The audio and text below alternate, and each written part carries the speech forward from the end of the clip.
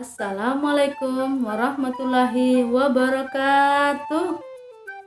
Apa kabar anak ustazah semuanya pada pagi hari ini? Senang sekali, alhamdulillah senang sekali.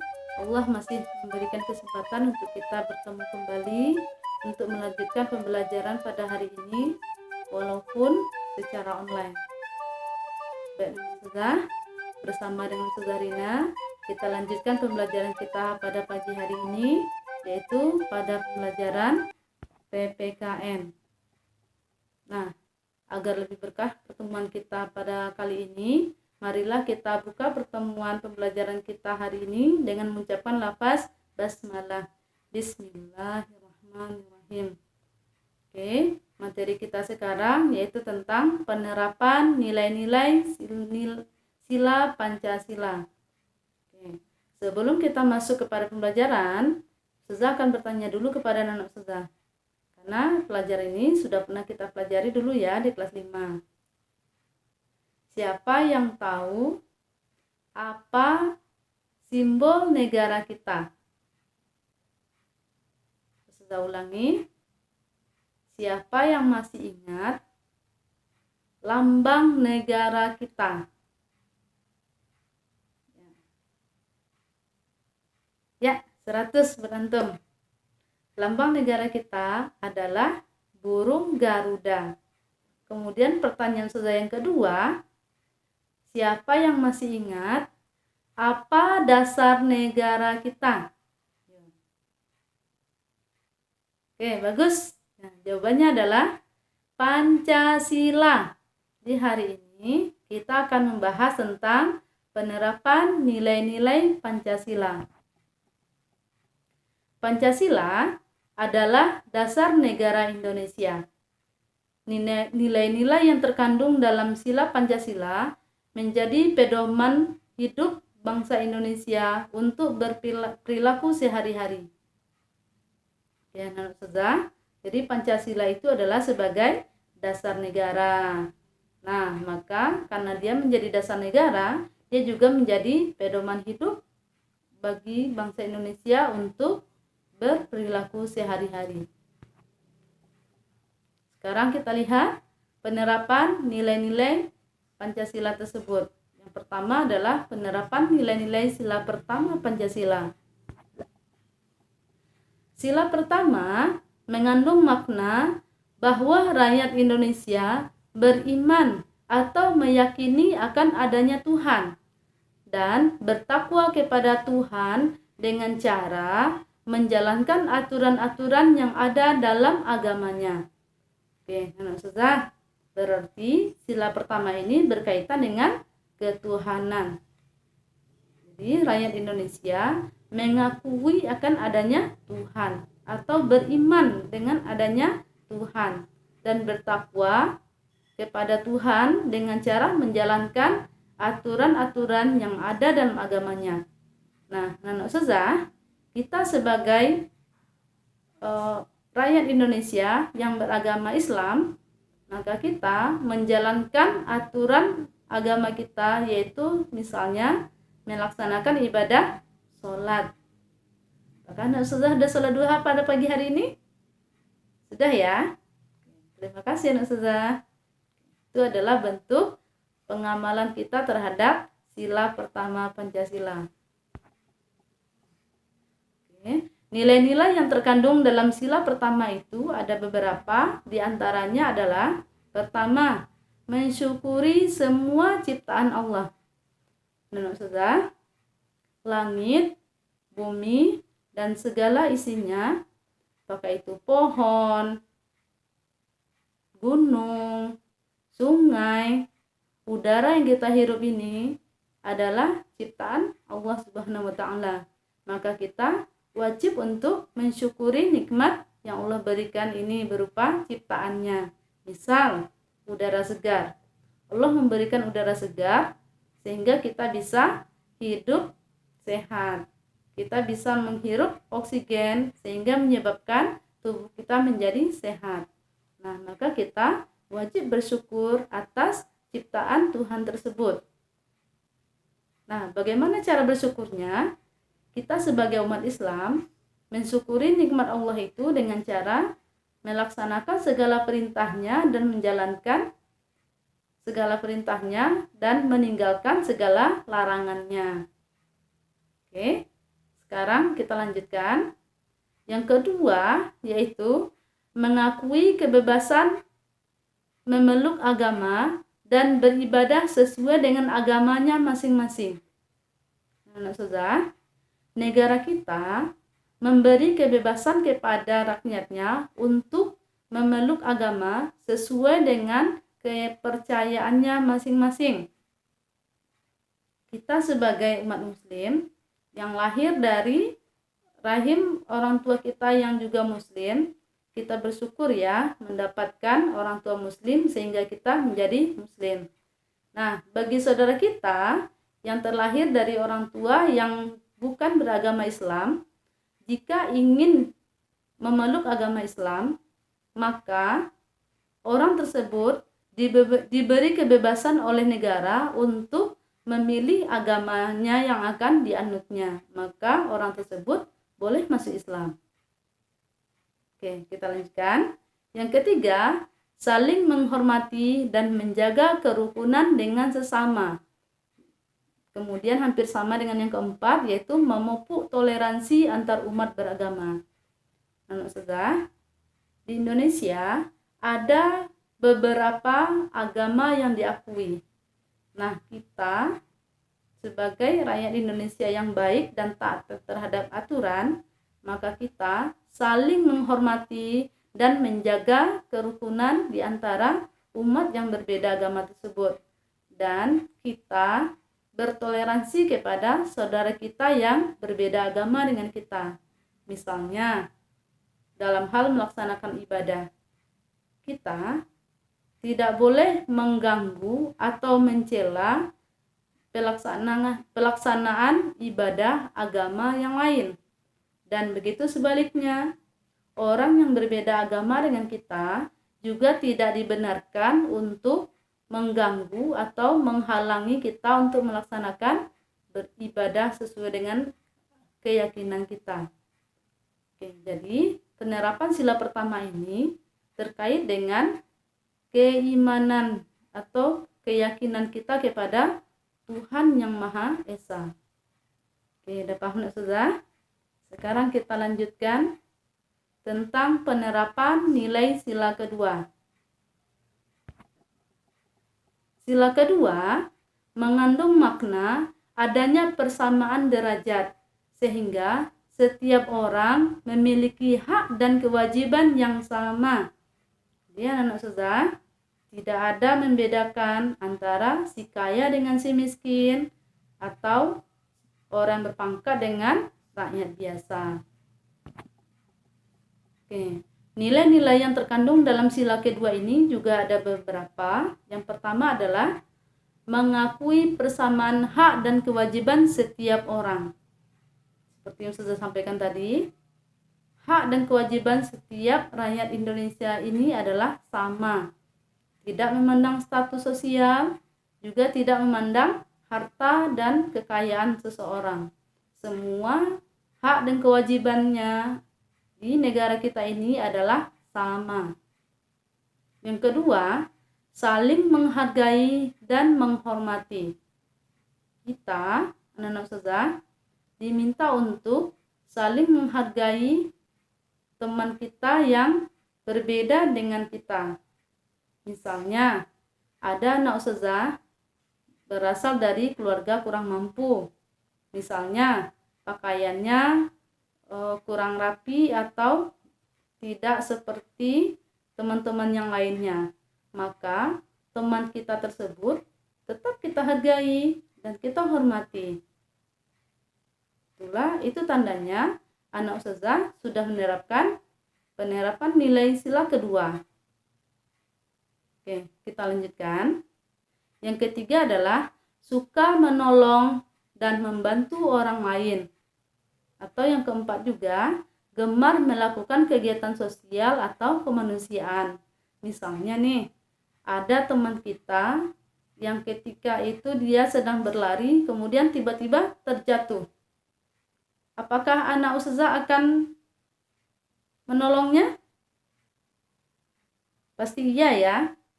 Nah, kita tidak mentertawakannya, tetapi kita akan segera menolong teman kita yang terjatuh tadi. Oke, kemudian contoh yang kedua, misalnya ada teman kita yang mengalami musibah, misal orang tuanya kecelakaan. Maka kita sebagai seorang teman atau sahabat, kita bisa pergi melihat keadaan orang tua teman kita. Maka sikap kita yang seperti itu adalah termasuk sudah melakukan kegiatan sosial atau membantu atau menolong saudara kita yang terkena musibah. Paham anak ustazah? Sekarang kita lanjutkan kepada penerapan nilai sila ketiga.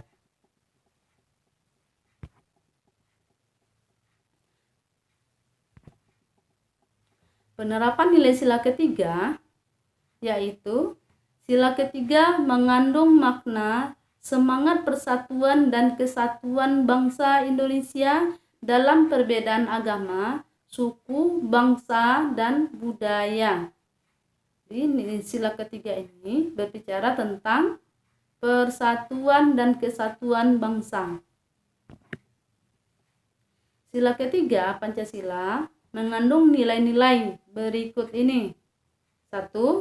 Mengembangkan rasa cinta tanah air dan bangsa. 2. Bekerja tanpa memandang perbedaan. 3.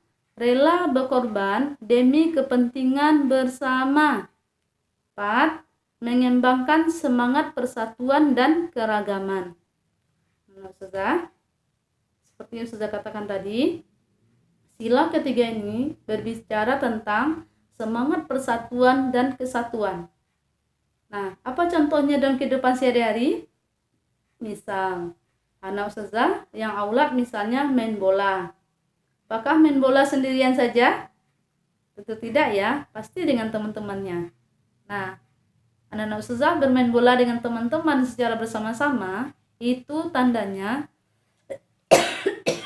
sudah menerapkan nilai sila ketiga, yaitu semangat persatuan dan kesatuan. Kita main bola bersama dan tidak mengucilkan satu teman dengan teman yang lain.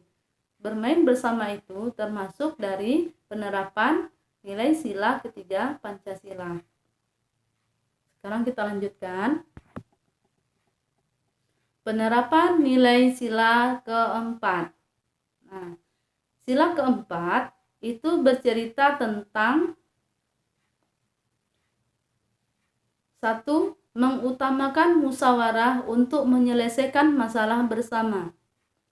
Yang kedua, menerima hasil musyawarah dengan lapang dada. Yang ketiga, melaksanakan musyawarah secara bertanggung jawab.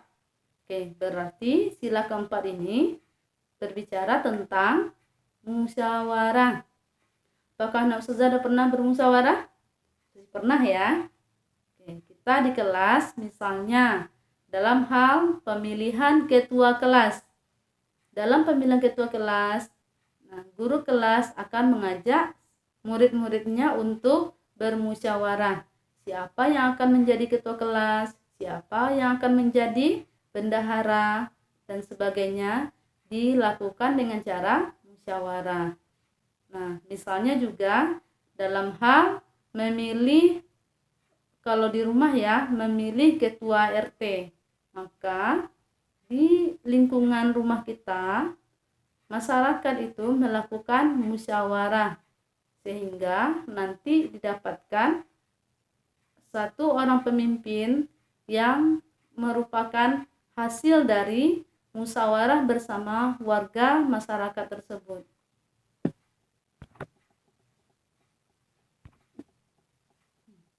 Salah satu pengamalan sila keempat Pancasila adalah mengikuti pemilihan umum.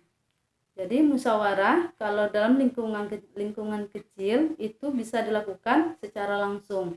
Tapi kalau dia lingkungannya besar, maka musyawarah itu bisa berubah bentuknya dalam bentuk pemilihan umum. Pemilihan umum adalah proses pemilihan seseorang untuk mengisi jabatan-jabatan politik tertentu. Pemilihan umum merupakan pengamalan demokrasi Pancasila. Sekarang Ustazah mau tanya, apakah antum pernah melihat orang yang sedang melakukan penghitungan suara? Kapan waktunya? Ya, benar. Waktu pemilu, nak ya. Waktu pemilu, pemilihan presiden misalnya, atau pemilihan kepala daerah seperti gubernur, DPRD, wali kota, itu dilakukan dengan cara pemilihan umum. Kita akan melihat warga akan datang berbondong-bondong ke TPS, menyuarakan suaranya untuk memilih pemimpinnya. Nah, maka pemilihan umum merupakan salah satu contoh dari pengamalan dari sila keempat. Paham? Nah, sudah sampai di sini? Sekarang kita lanjutkan.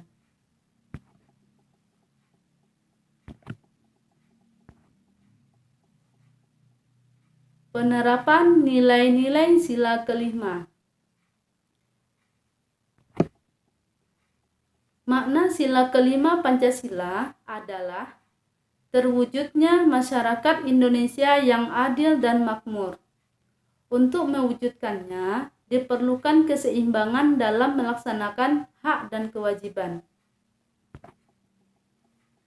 Nilai-nilai yang terkandung dalam sila kelima Pancasila ini yaitu 1.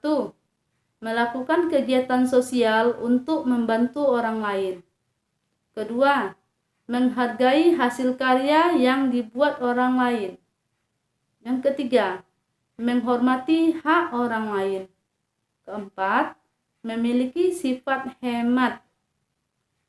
Berarti anak sudah, sila kelima ini berbicara tentang perwujudan masyarakat Indonesia yang adil dan makmur. Nah, di sini pada nilai-nilai terkandung dalam sila kelima Pancasila ini, rakyat Indonesia diminta untuk melakukan kegiatan sosial untuk membantu orang lain.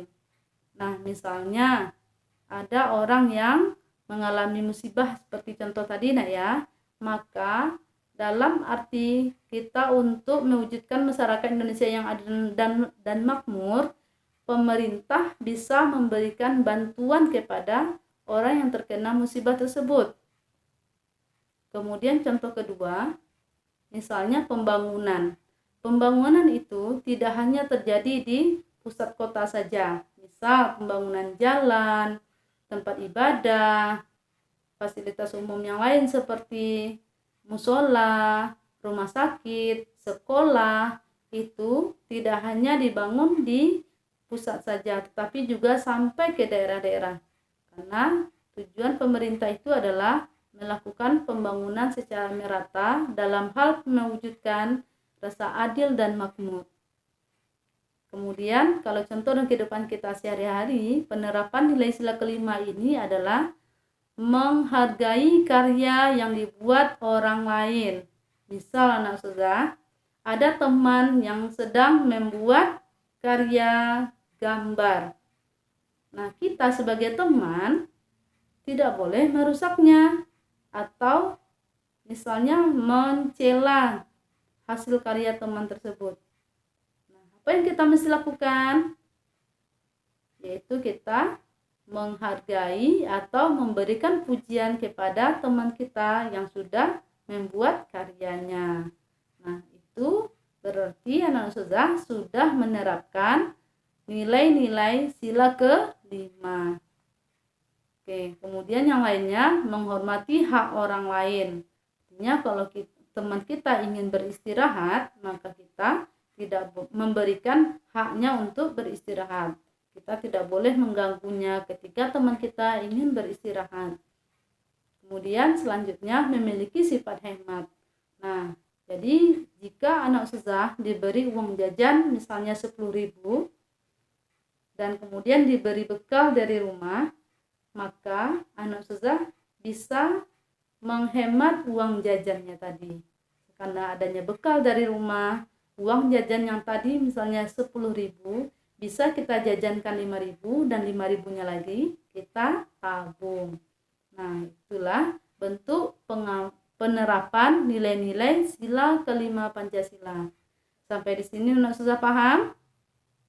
Sudah berharap apa yang sudah kita pelajari hari ini membuat antum lebih mengerti tentang penerapan nilai sila kelima Pancasila ini dan juga sila-sila yang lainnya.